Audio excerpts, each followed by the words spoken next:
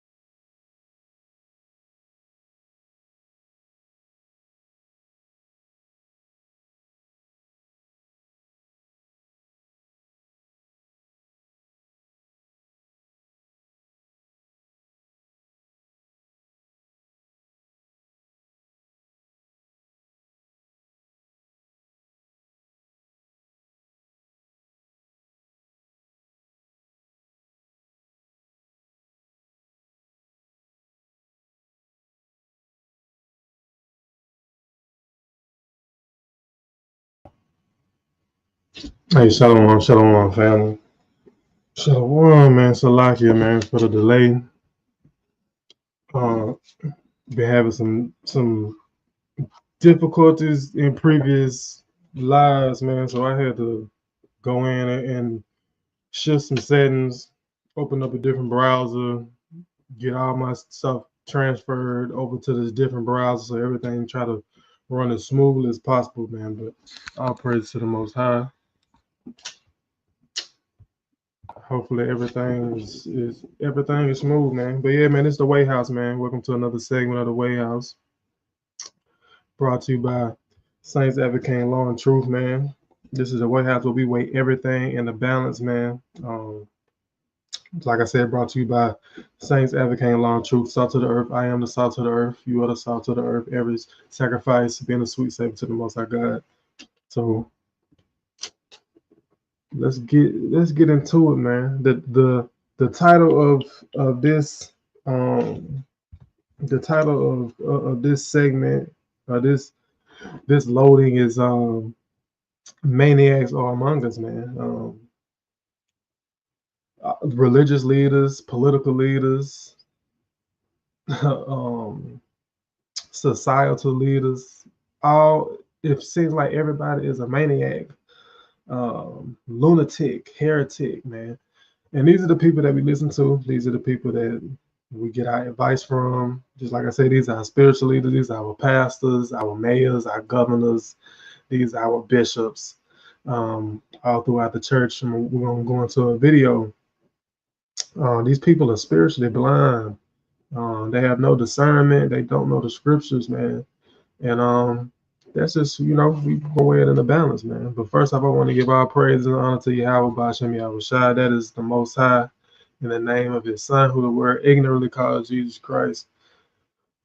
Yeah. So let's do it, man. Let's get into these videos. Hope this plays smooth.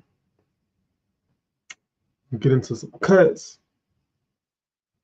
Get into the heathen being heathens and doing what the heathens do.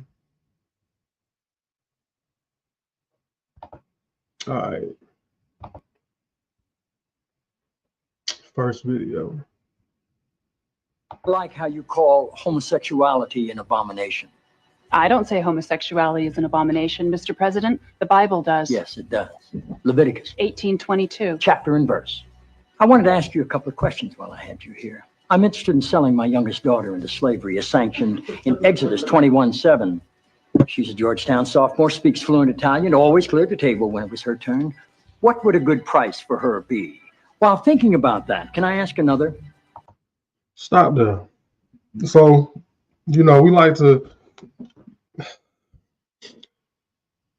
we always bring up things concerning the Bible, and we stand on 10 on what the Bible say every time. This woman being not a person of the book, and while I'm saying that, man, this is why I'm saying that being a person not of the book, her faith is being tempted. Whatever faith that this is, because the Bible it's not a religious book. The Bible is not it's not a universal book. The Bible was written by specific people for specific people, dealing with their success, their failures, their spiritual journey, their hardships, their resilience, the good, the bad, and the ugly of these people, these biblical people, these ancient people called the Israelites, right? So, but people and religion, man has taken this book and has made it universal. All right, this is Deuteronomy 29:29. It says, "The secret things belong unto the Lord our God, but those things which are revealed belong unto us." Who's the us? The Israelites. "And to our children forever, that we may do all the words of this law." So this law he's going to Exodus 21. This law was given to the Israelites.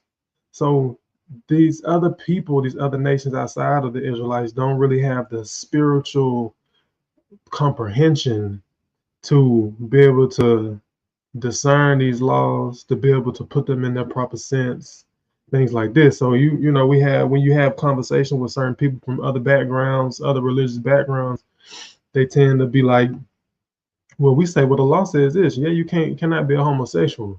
Well, can you what about the genocide of your God? What about he's killed people? He says thou shalt not kill, but he's killed. Yeah, you can't, you have to be able to harmonize and discern what it's saying, right? You know, he's throwing up Exodus 21:7, trying to throw it in your face, like, yeah, it say don't be a homosexual. What about this? Let's go read it, and we're gonna break it down. We're gonna get the context. We're gonna edify. Exodus 21:7. Matter of fact, I'm gonna pull up on the screen. I'm gonna pull it up on the screen.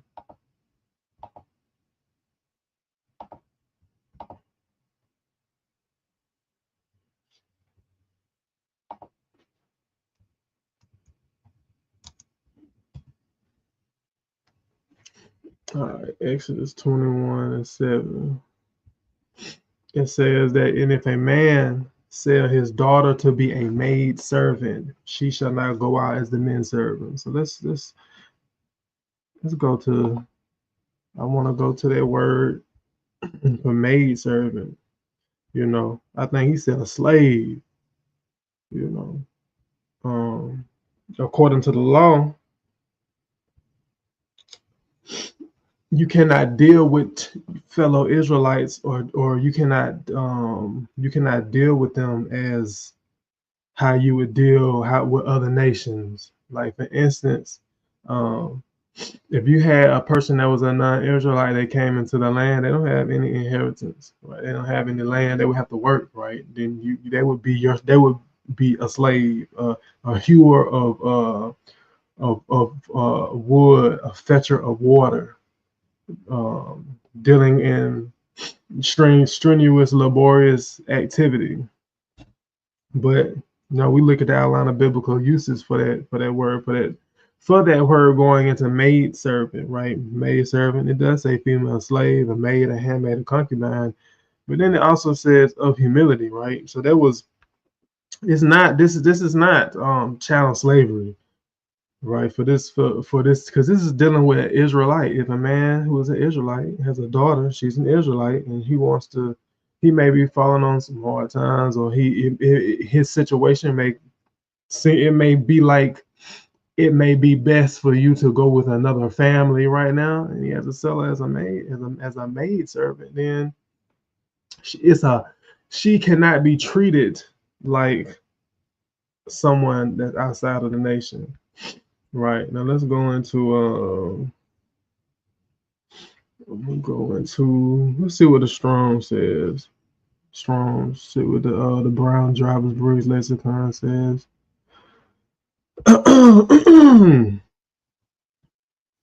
It says literally maid servant, sometimes more servile,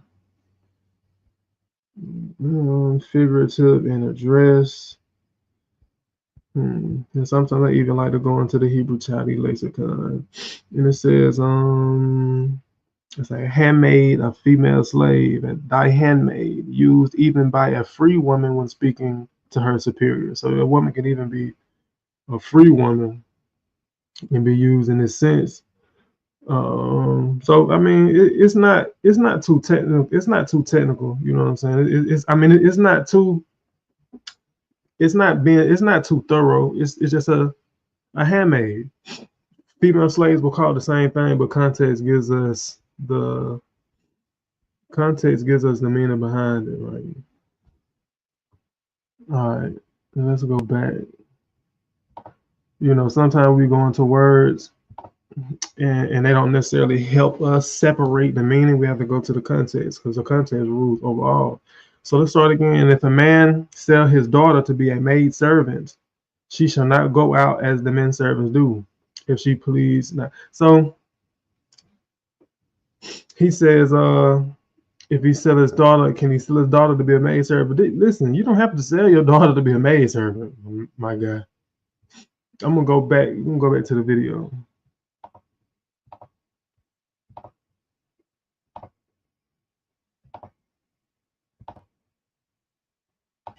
My chief.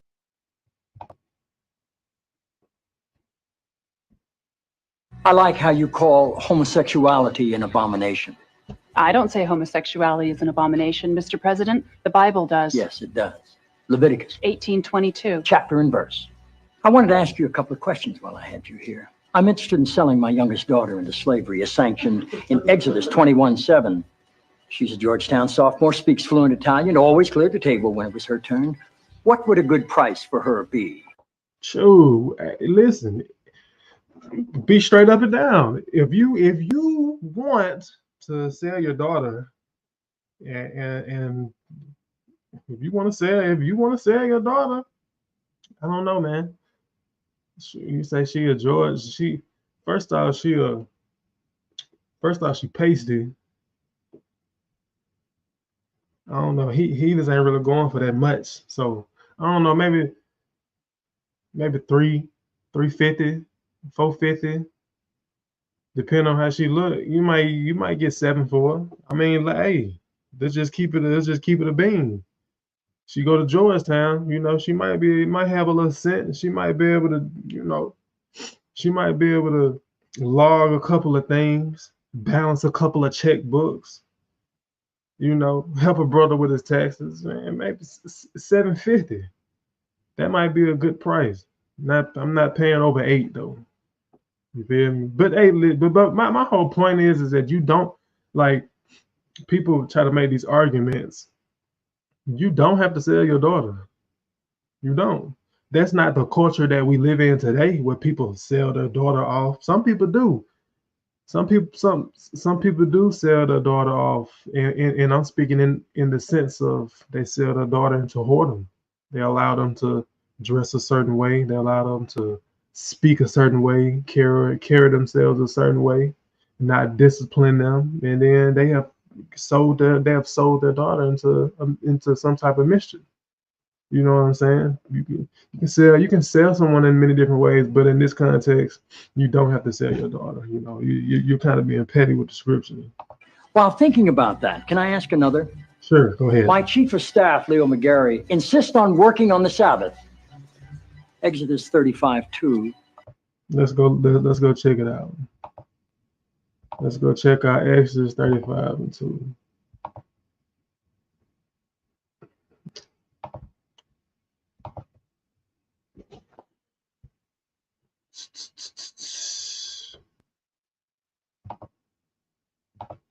Take whatever. He said his chief of staff want to work on the Sabbath. It says 6 days shall work be done. Okay, again, this is talking to the Israelites, right? It says 6 days shall work be done, but on the seventh day there shall be it. On the seventh day there shall be to you an holy day, a Sabbath of rest to the Lord. Whosoever doeth work therein shall be put to death. Now, again, this is a choice. This is a choice that you make. Why would you want your chief of staff to be able to work on the Sabbath? Why would you let him work on the Sabbath if you want to be under these rules and these regulations? Why would you let him work on the Sabbath if you know the punishment is death? This is the book of let's go back to Exodus 20, because the Sabbath is for the Israelites. You know what I'm saying? This is just another example of when I brought out that Deuteronomy 29:29 about, this is for specific people, right? That's not what I wanted. I wanted Ezekiel.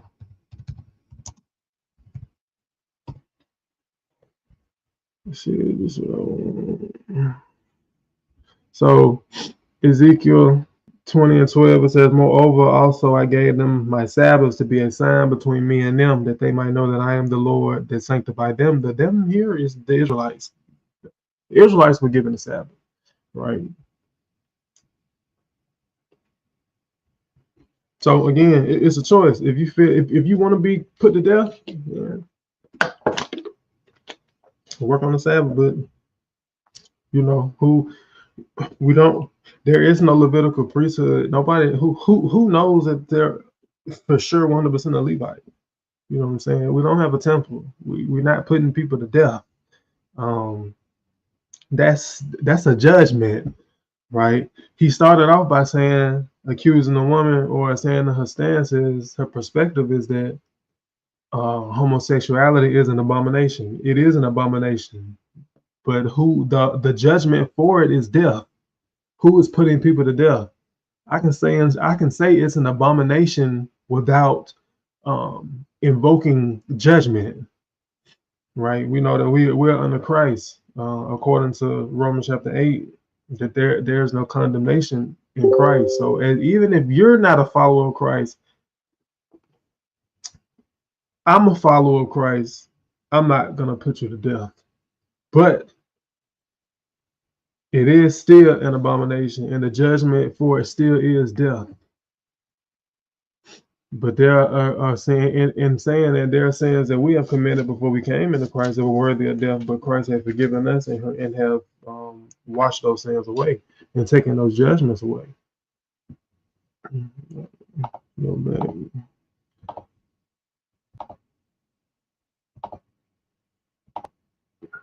Clearly says he should be put to death. Am I morally obligated to kill him myself, or is it okay to call the police? Well, first off, now see, this is again, to understand these laws were given to the Israelites. There's a certain spirit on people, you know what I'm saying, to understand what the Bible is saying. First off, you got to study. First off, this man is not studied. You yourself don't put anybody to death. It says, in the mouth of 2 or 3 witnesses shall a matter be established.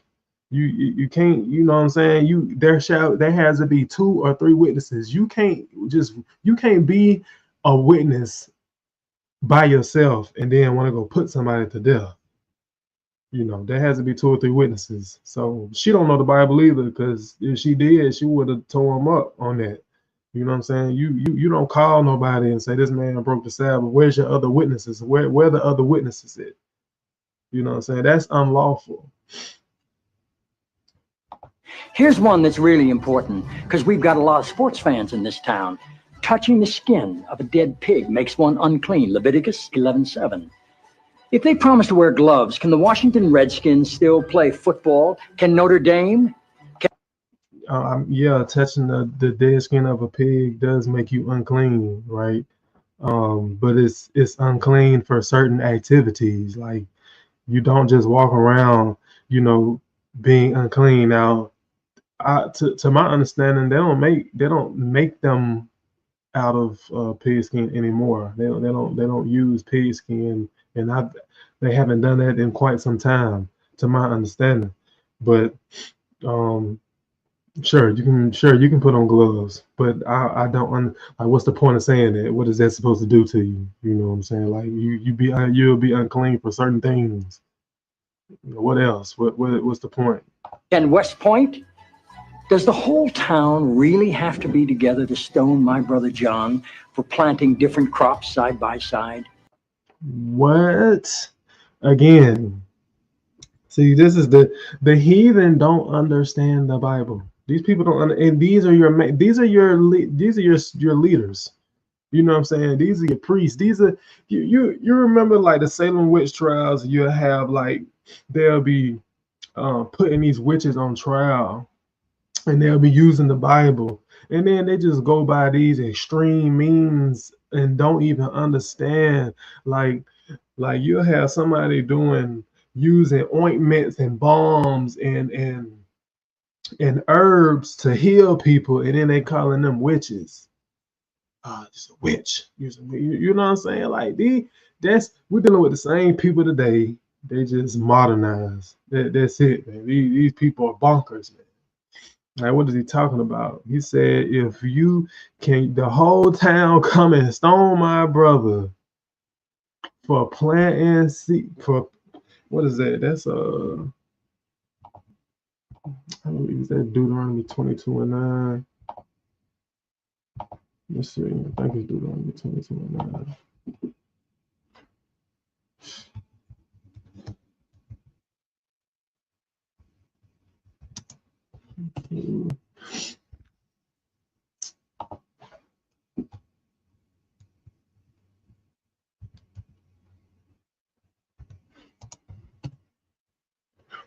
All right. Yeah. It says, thou shalt not sow thy vineyard with thy again. This is another choice made by you. Thou shalt not sow thy vineyard with diverse seeds, lest the fruit of thy seed which thou hast sown and the fruit of the vineyard be defiled. Right? You know, you may be growing grapes and whatnot. You know what I'm saying? You can't be planting grapes and then come back down the same row and be planting cabbages.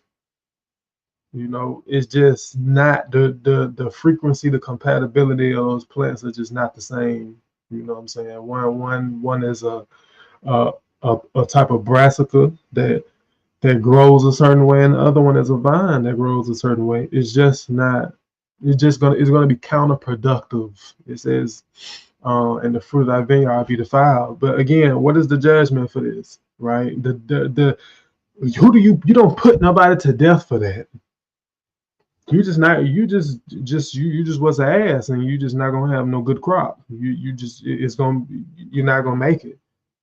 There's nobody's being put to death for this. You know what I'm saying? It's crazy, man. It's crazy, insane. And I know people in the comment section eating it up. Can I burn my mother in a small family gathering for wearing garments made from 2 different threads? And watch, they got her just looking around like he just eating, like he eating. He got a plate. He just eating. You're not eating, buddy. Little leprechaun looking man, you're not eating. It was crazy, man. Then this man said, can he burn his mother for wearing different garments? That's Leviticus 19:19.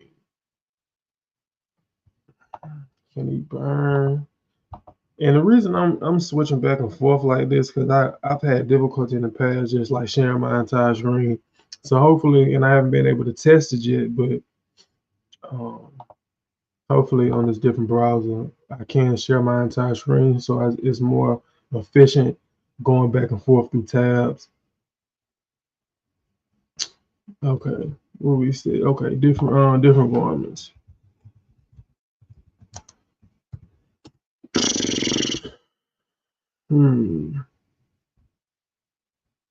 All right. Leviticus 19:19. You shall keep my statutes. Thou shalt not let thy cattle gender with a diverse kind. Thou shalt not sow thy field with mingled seed. Neither shall a garment be mingled of linen and woolen come upon thee. Where does it say you put somebody to death for that?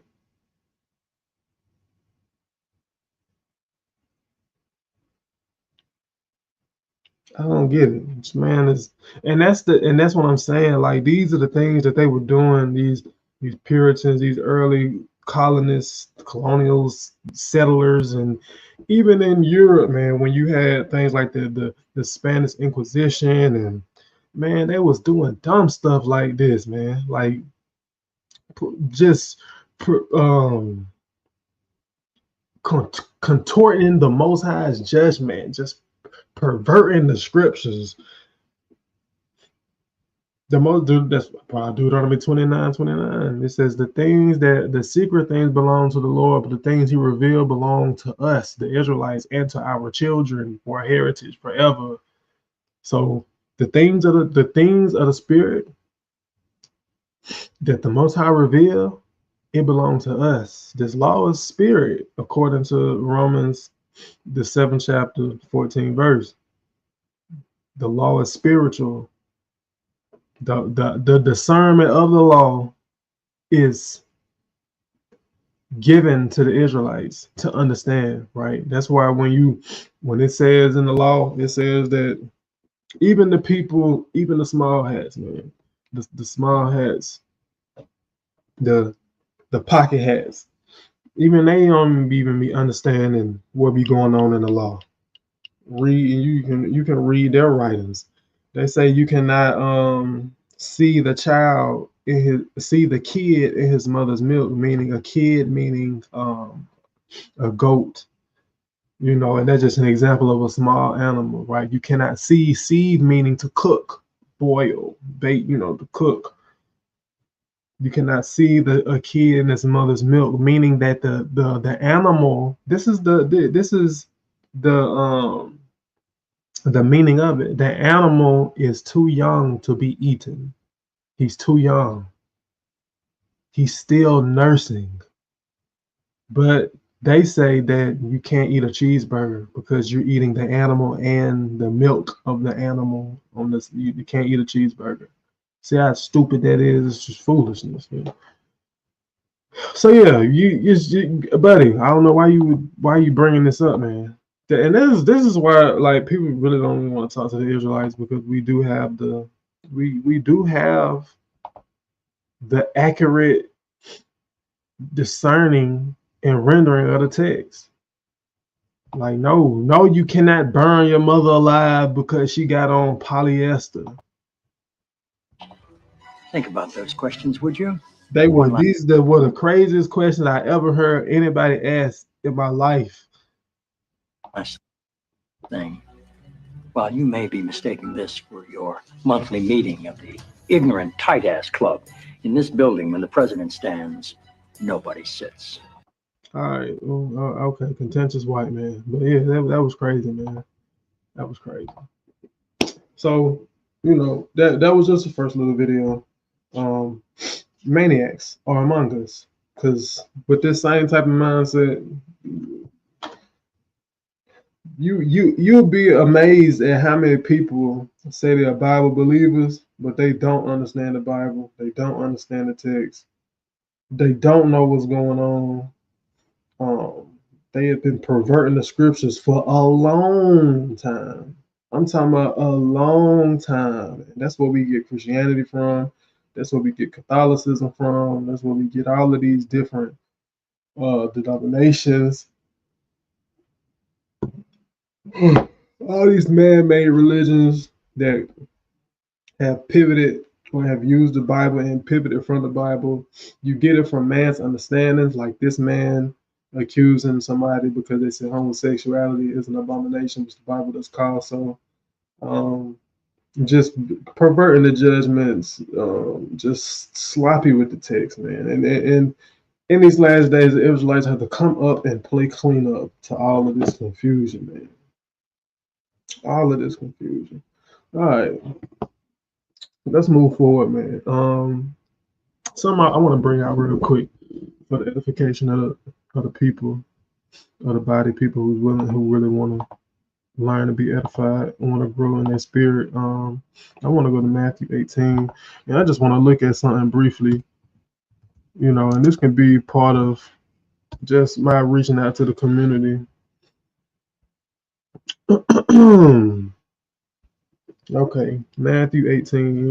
I'm just gonna run through this, right?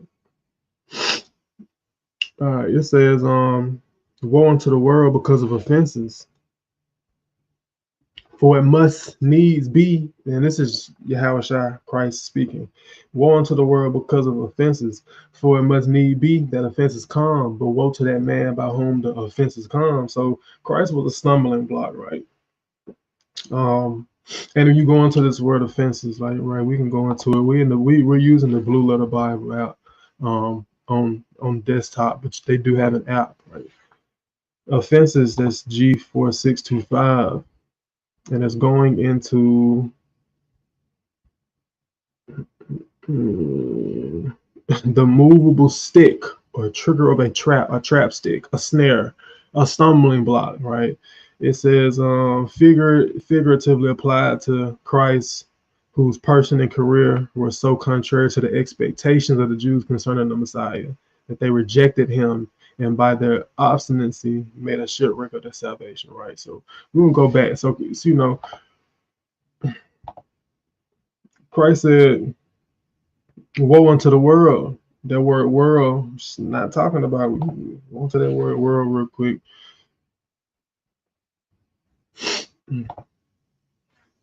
G28 89, cosmos. It's not oikoumene. It's cosmos. Cosmos is the word used for world when we're talking about something very specific, right? An apt or harmonious arrangement or constitution, order, or government. That is specific. If I'm talking about the world of, if I'm talking about the world, I'm talking about, man, Donald Trump. Donald Trump got elected and shook up the world. Like I'm speaking about this order, this constitution, this government in this country, and I can be talking about some other specific countries that may be directly affected, but there are also other countries in the world that are not affected. Understand what I'm saying? It can be very specific, right? It says ornament, decoration, adornment, and arrangement. This can be like a cluster of something, a group of something, right? An adornment, an ornament. The stars, heavenly hosts. It can be used for a world, the universe, circle of earth, the inhabitants of the earth, men, the human family, and all these type of things. But specifically, Christ is talking about the so-called Jewish people because that's who he was a stumbling block to. So I'm gonna go back and we're gonna start again with that understanding because that's the right understanding. Woe unto the world because of offenses. Right, woe unto the world because of stumbling, for it must need be that the offenses come. It was already prophesied in Isaiah that he was the stone that the builders refused, right? And even if you like the book of Acts, I believe, right, Acts 16, I believe, when Paul and Barnabas got bold and said, you basically rejecting Christ, we will turn into the Gentiles, because it must need be, these offenses must happen, because Christ has to be taught to these Gentiles or these Israelite foreigners, right? And that's a whole lesson for another time. Stumbling has to happen, right? But woe to that man by whom the offense comes. But woe to them who stumbles at Christ. Wherefore, if thy hand or thy foot offend thee, cut them off and cast them from thee. It is better for thee to enter into life halt or maim, rather than having 2 hands or 2 feet to be cast into everlasting fire. And these is now he's going into things that are even stumbling blocks in your life. It could be friends, it could be family, it could be habits that you have that cause you to stumble, do things, sin, to err, to be flawed, to not be perfect, right? He said, and if thy eye offend thee, pluck it out and cast it from thee. It is better for thee to enter into life with 1 eye rather than having 2 eyes to be cast into hell fire. The same thing. All right. Now this is where I want to get into. Take heed that you despise not one of these little ones, for I say unto you that in heaven the angels do always behold the face of my Father which is in heaven. For the Son of Man has come to save that which was lost. Right? Now we know Matthew 15:24, he said, I've only come for the lost sheep of the house of Israel. Now what I want to go down to, which is it's really good. Christ is talking about saving the one sheep and rejoicing over the one and leaving the 99.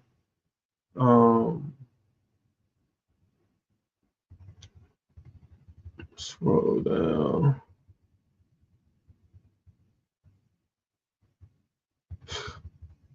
That's what I'm looking for. I'm looking for this precept that's going to go to my point. All right. Now, matter of fact, it was up in the chapter actually. Okay. So we just going up a little bit, but understand the same point about stumbling blocks. Going into that word, it said that Christ he didn't meet the expectations that the Jews set forth for who a Messiah was going to be, right? And Yahushua called a little child unto them. I start from the top. And at the same time came the disciples unto Yahushua, saying, who is the greatest in the kingdom of heaven? And Yahushua called a little child unto him and set him in the midst of them, and said, verily I say unto you, except you be converted and become as little children, you shall not enter into the kingdom of heaven. Whosoever therefore shall humble himself as this little child, the same is greatest in the kingdom of heaven. Now this sets up the conversation for a stumbling block. What is a little child? Someone who is innocent, someone who is subject to the authority of others, being told what to do, what to expect, how to move, one that's being taught for it, that is in a child in the process of learning continually. You know what I'm saying? For years, in the process of learning what the world is, what these mechanisms do, learning what these tools do. This is a chair. This is how you utilize it. You know, these are the foods to eat. This is what's beneficial for you. And they take that knowledge and then they increase in their experiences, and they grow into what we want to say a model citizen, or a good human being. Now, it says you have to be converted. You have to humble yourself as a little child. He's speaking toward the Jews, because the Jews didn't humble themselves to accept Christ, right? And I'm going somewhere with this because even today, like John 7:38, it says, you believe on Christ, as the scriptures say, out of your belly shall flow rivers of everlasting life, or Bruno roughly paraphrasing. We have people in these different religions that utilize the Bible in the text for their religion. They have a certain expectation of Christ that's not according to the scriptures. You know, again, maniacs among us. Just like the Jews, they expected Christ to come to, they expected a beam of light. And then these are just my examples of expectations and how he didn't fit. They expected when he was born a beam of light just flashed into the air, like you know what I'm saying, like a beam just from heaven. Oh, he here. You know what I'm saying? Like they expected him to be like 6'5", windmilling at 3 years old, like out the womb, like a beautiful man, strong with a six-pack, ready to conquer these Romans and put them to death. You know, but that's not what happened. Like in the Christian church, their expectations for this Messiah is one that comes and redeems the entirety of Christendom, that has removed their sins and has redeemed them. And no matter what they do, as long as they just believe, they are able to achieve salvation through Christ. That he has removed the law, and the judgments of the law do not pertain to them. That sin, that they can sin and still be justified, and they do not have to follow the commandments of God, but rather Christ. And their greatest fathers are Christ and Paul. Yet they make them contradict. You know, these Christ is a stumbling block to them. They say they believe in Christ, but not according to Scripture. So, on a just short tip, just that being said, you know, we got to humble ourselves. We got to examine the Scriptures. We got to actually see who Christ is and what he taught, his whole message. You got to be taught again. You know, as an Israelite, a lot of us came up in the Christian church thinking that we knew Christ. We had to be taught again, right? So you have to become as little children, humble yourself, and be taught Christ again, taught the Bible again. All right, get into these last couple of videos, man, on some news type. Check this out. The energy we currently have in the United States. Can you imagine? A lot of you are saying it's impossible that 90% of the U.S. population. My bad, my bad. The energy we currently have in the United States. Can you imagine for AI to really be as big as we want to have it? Because it's a very competitive, it'll be very competitive with China and others. So I'm going to give emergency declarations so that they can start building them almost immediately. And I think it was largely my idea because nobody thought this was possible. It wasn't that they were not smart because they're the smartest, but I told them that what I want you to do is build your electric generating plant right next to your plant as a separate building connected. And they said, wow, you're kidding. And I said, no, I'm not kidding. You don't have to hook into the grid, which is old and, could be taken out. If it's taken out, they wouldn't have any way to get any electricity. So we are going to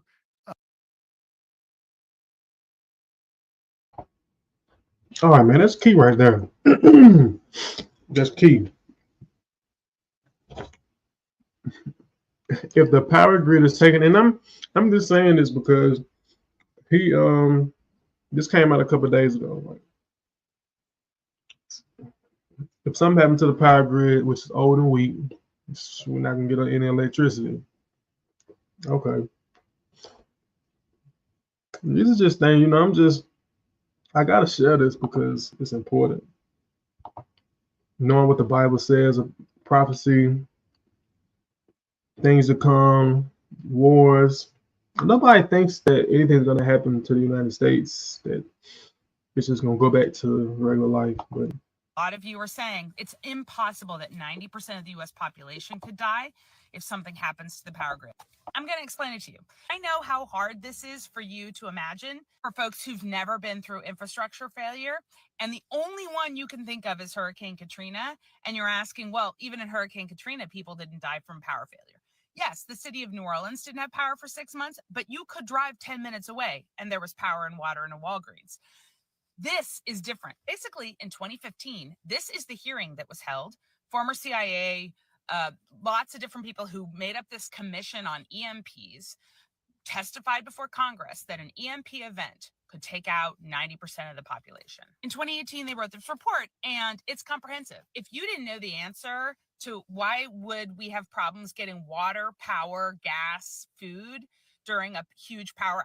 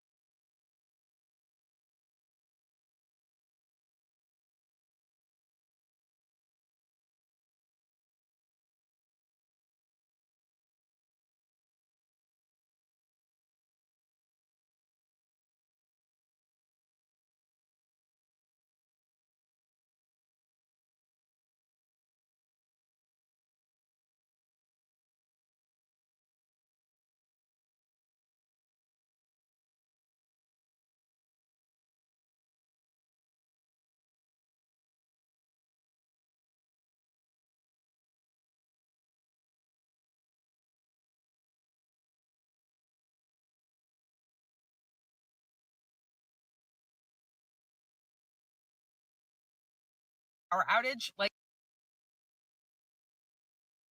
here's your table of contents. Food infrastructure, water infrastructure. It affects shipping. It affects travel. This report even explains. I just noticed I was on mute when I said all of that. Okay, I gotta start over. Okay, so basically what I was saying is, early in the video, she said Hurricane Katrina took out the power grid in New Orleans, and it was offline for 6 months. Katrina is not a small city, but New Orleans is a city with its different wards. It took time to get that power grid back up. Now, electromagnetic pulse, or EMP, attacks the grid. Now, if it attacked many cities that's grid is interconnected, the power source is interconnected, it could take longer. It could take 6 months to 9 months to a year to get that power grid going. And these is, and she's about to go into some of the things, or the things that's affected by the power grid being off. Now imagine 6 months to a year, these things are affected. These things are halted, stopped. 6 months to a year. I'm just throwing this out there because I gotta share the information. Explains to you how the power grid currently works and how vulnerable your region might be, and how the power grid fuels all of this. Oh, if the power goes down, I'll just fly to my mom's house in California. Yeah, the power grid affects aviation. I'll just hunker down. It'll be not a big deal. Yeah, how are you going to get your groceries? Maritime shipping is affected. So what is an EMP? An EMP is like a large electrical event, either caused by a solar storm or by an attack. And we are vulnerable to both. In the hearing in 2015, they talked about the Carrington event, which happened in 1859 pre-grid. If it had happened today, the results would have been catastrophic. One of the experts in 2015 said it would collapse societies. An event about the 10th of that size actually happened. A solar storm happened in 1921. And then there was another one in 1989. To be without power for 10 hours, not a big deal. But the bigger the storm, the worse the effect. Their point in 2015 was, we should start planning now. And here were some of their recommendations. Estimated it would cost about $7 million per transformer, and that this would be like a drop in the bucket compared to, catastrophic population loss. We have not done that yet. Little to nothing has been done. And it is time for us to really attend to this. Google that, and you can read the report for yourself. All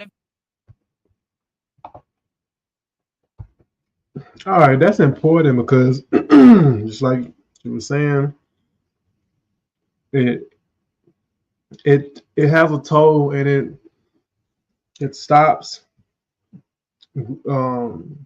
it stops things from coming in, getting your groceries, getting your supplies, medications, things like this. Water stops working, electricity stops working, heat stops working. This country has enemies still. No matter who's in office, has enemies. I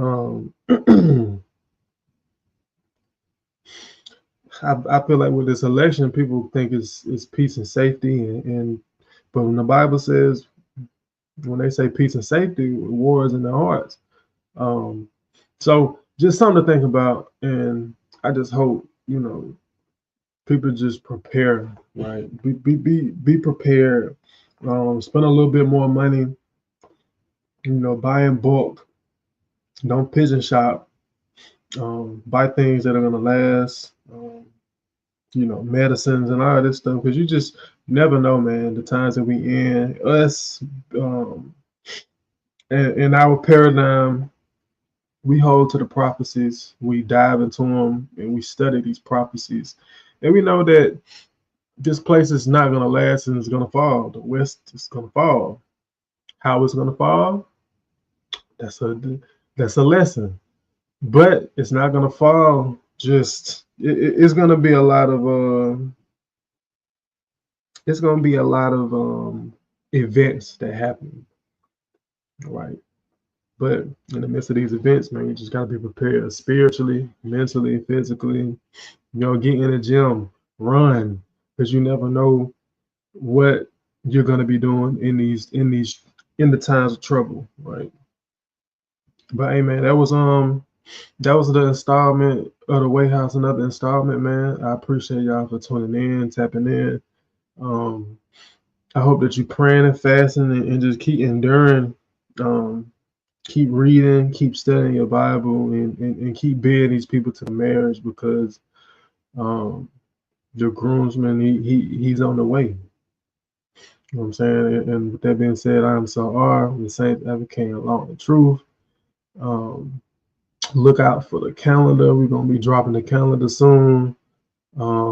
If you're in in the Alabama area or in the Georgia area, Tennessee, somewhere in the South, want to come keep the feast days with us, or just come pull up on us, fellowship, jump on the Bible study, man, hit us up. I'm going to drop the email in the comments, so be looking for the email. Hey, man, enjoy your Thursday. Shalom.